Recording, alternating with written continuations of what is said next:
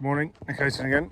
It's Saturday morning. It's dead quiet around here, and the last few conversations we've had is about the collapse of crypto, geopolitical impact of supply chains on other factors. We've got a little bit political maybe in terms of what governments are up to when there's a crisis, when there's supply chain, when there's a war, whatever. Governments always get up to stuff, and it's the people always get the rough end of the stick and end up paying for everything. But the general turmoil that we're seeing is likely to continue for some time, because I think we're reaching a tipping point with how the current version of capitalism is working. We're also reaching a point where the role of the central bank, which I've always been nervous of because they're privately owned and they've never been audited, and what is their link to government? What is that relationship, and how is it that this independent institution, if you like, privately owned, as I said before, has so much power and control over the value and supply of money?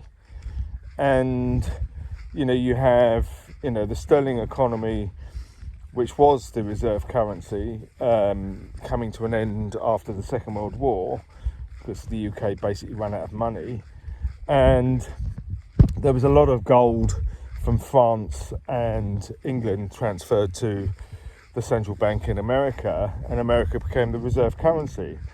And as far as I know, we never got that gold back.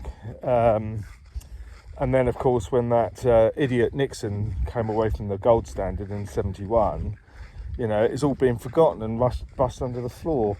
But, the dollar has lost 90% of its value. The printing presses are still rolling. You have the oil economies, Venezuela, Saudi, Russia. You have China. They're all moving against the dollar. And the dollar's finished, isn't it, really, as a reserve currency?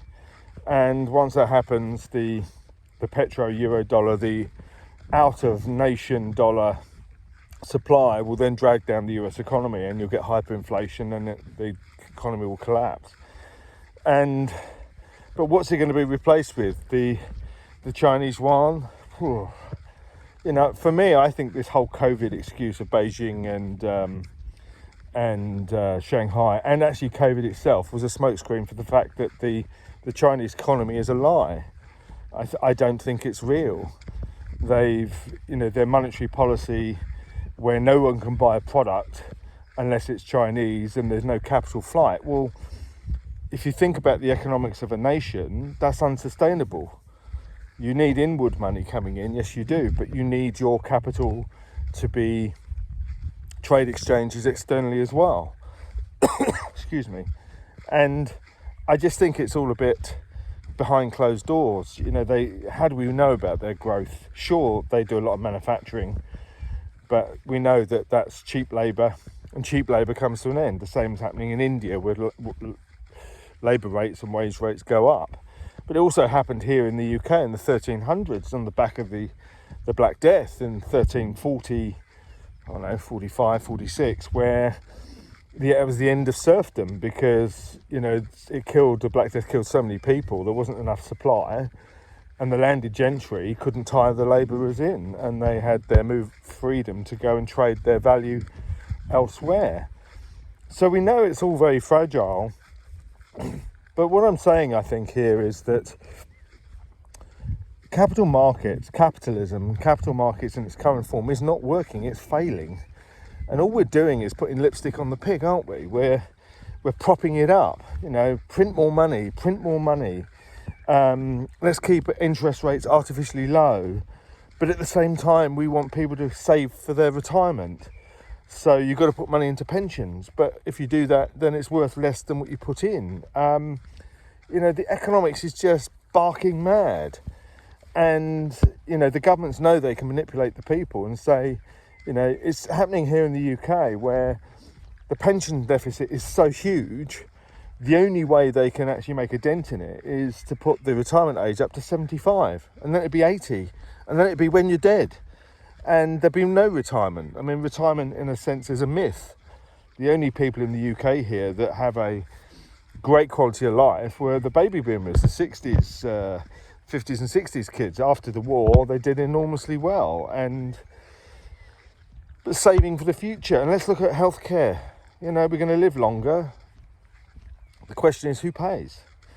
And in the US, it's insurance. But it only covers 60% of the American population. So what happens to the 40%, you know, the minorities, the low-income people? Well, they just fall through the net and nothing happens. Nobody helps them. And it happens in every market, every situation. You always have discrimination. Governments discriminate enormously.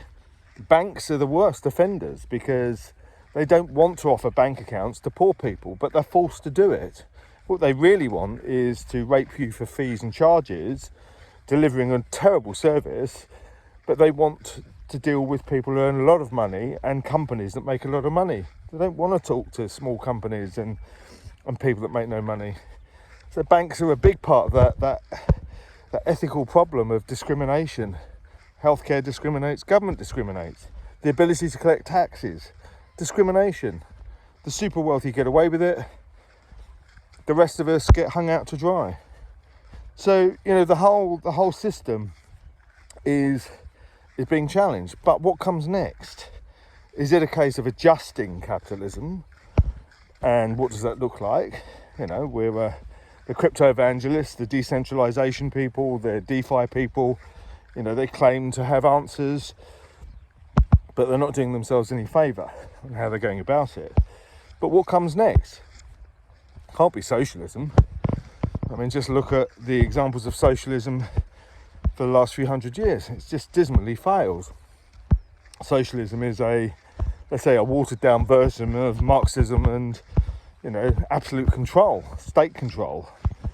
And we've been there before. But then the mix makes sense, doesn't it? So, you know, for me, I always think that certain national resources should be state controlled.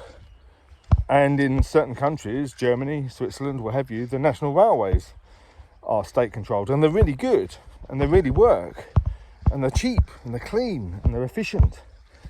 And yet in other countries, you know, it's been a disaster. And we're now at a point, aren't we, where energy security, food security, made in your own country, you know, things that are made, supply chain security, can we manufacture in our own current country? You know, the Biden administration, he's a massive socialist, by the way, you know, and you can see where he's coming from. Made in America, let's make things in America. But then the knock-on effect is you know, you can't compete on price because the labour rates are different. So the whole thing is intertwined, of course, and it's incredibly complex. But it's not working, is it? And no one seems to come up with an answer. And invariably, when things are not working, there's wars. Governments use wars to pump the economy, because wars can be good for the economy. They use wars to hide the truth, to mask what's really going on, because they can say, oh, it wasn't us, it wasn't our poor decisions, it's a war. And if there isn't a war, they start one. And I guess it's human nature. You know, humans on this planet have never really been good working together to solve the big problems. But now we've got a clash of titans, haven't we? We've got the world of capitalism and apparent free market economics, and also freedom of speech. We don't have freedom of speech. America claims it does, but it doesn't.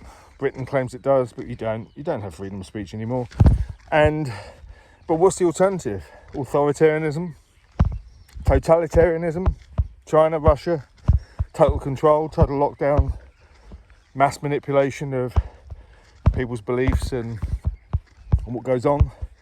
But authoritarianism, the West is giving in to authoritarianism, and it's control through the back door, through surveillance, through technology, through listening devices. And we can argue that we're all being controlled. The whole world is some form of authoritarian state. The EU, an unelected body, is an authoritarian state. They want to impose their will on the countries, and they want those countries to get rid of their sovereignty. And that's not going to end well. You know, history tells us in Europe that won't end well. So there you go. It's interesting what comes next. What we have today isn't working.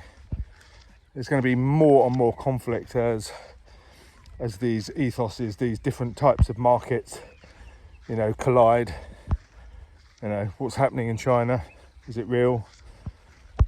Will the world put sanctions on China? What's the impact if they're the manufacturers of the world? What are they hiding? You know, is America a spent force economically? Obviously, militarily it isn't, but economically is it? Where does the UK? The UK still gets accused of its imperial mentality, but it's a tiny country now. So there we have it. It's all up in the air. The chips will land where they land. Am I optimistic? Am I pessimistic? Well, neither really, because it is what it is, and there's not a lot we can do about it. Talk soon.